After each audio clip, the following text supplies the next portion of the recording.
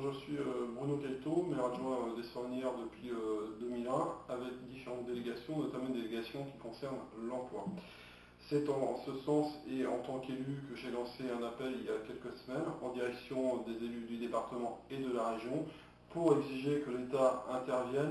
pour sauver le chantier naval de Saint-Nazaire et notamment en prenant la majorité du capital. Hélas, tout le monde a pu constater que courant mars, le capital détenu par Alstom à hauteur de 16,65% a été cédé à l'actionnaire majoritaire coréen, ce qui me semble fort dommageable pour l'avenir de l'entreprise et la sauvegarde de l'ensemble des emplois. Il faut tout de même rappeler qu'en ce qui concerne les emplois directs générés par la société STX, il s'agit d'à peu près 2500 emplois, et en ce qui concerne, si on y ajoute bien évidemment les entreprises sous-traitantes, on est quand même aux alentours de 6000 emplois en ce qui concerne les emplois générés par cette activité de construction navale sur le territoire du département et de la région. Tout ça pour dire que je considérais que le sauvetage de l'ensemble des emplois, au-delà de ce que représente ce que l'on peut considérer comme un des fleurons de notre industrie navale dans ce pays, notamment au regard de la maîtrise technique, le savoir-faire, constitue bien évidemment un caractère d'utilité publique. D'où la responsabilité de l'État et le principe qu'à mon sens, il était urgent que l'État prenne toutes ses responsabilités, y compris en procédant à la nationalisation du chantier.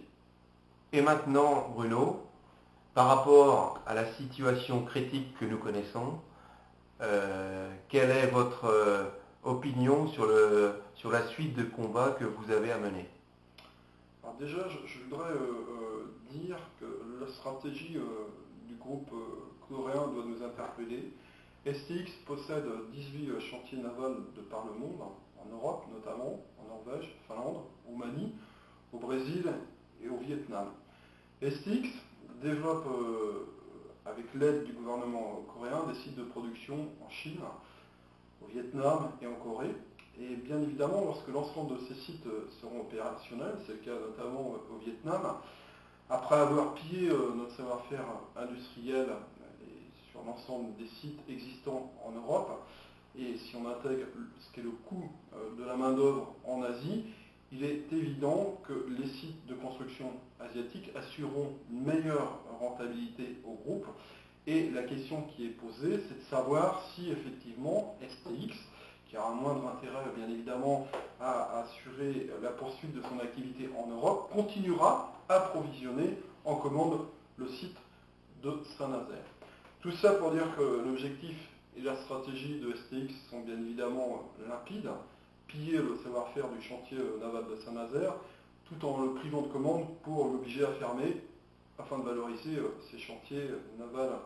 en Asie, et notamment aussi satisfaire bien évidemment les actionnaires. Alors je voudrais dire, dans la poursuite du combat que j'ai engagé, dans l'accord de partenariat qui avait été signé donc, entre STX et l'État français le 12 juin 2008, STX s'est engagé à ne pas concurrencer à l'étranger la construction des paquebots réalisés à Saint-Nazaire. Or, bien évidemment, la construction des chantiers navals en Asie par STX vise à terme à construire aussi des paquebots. L'argent de tous ces investissements provient en partie de l'État coréen qui lui subventionne donc STX.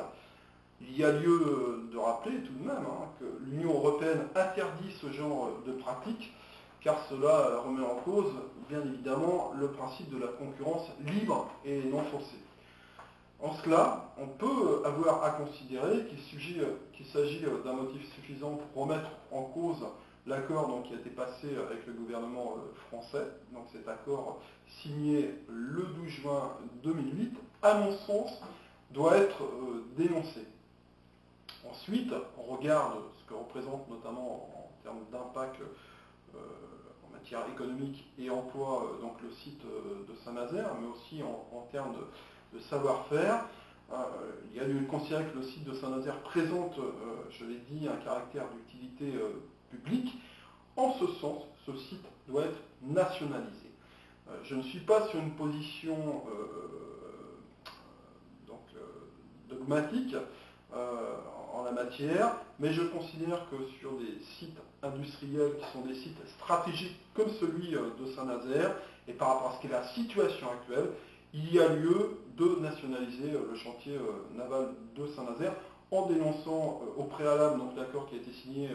entre le gouvernement français et l'actionnaire majoritaire STX pour non-respect des préceptes arrêtés et imposés en Europe sous l'égide de la concurrence libre et non faussée. En conséquence, la mobilisation se poursuit et notamment elle va passer par l'organisation d'un meeting qui va se dérouler à Saint-Nazaire, très précisément le 11 mai, pour engager la discussion sur cet aspect des choses, avec l'ensemble des élus signataires, mais pas seulement, l'ensemble des citoyens qui se sentent particulièrement concernés par l'avenir du chantier naval de Saint-Nazaire et son maintien.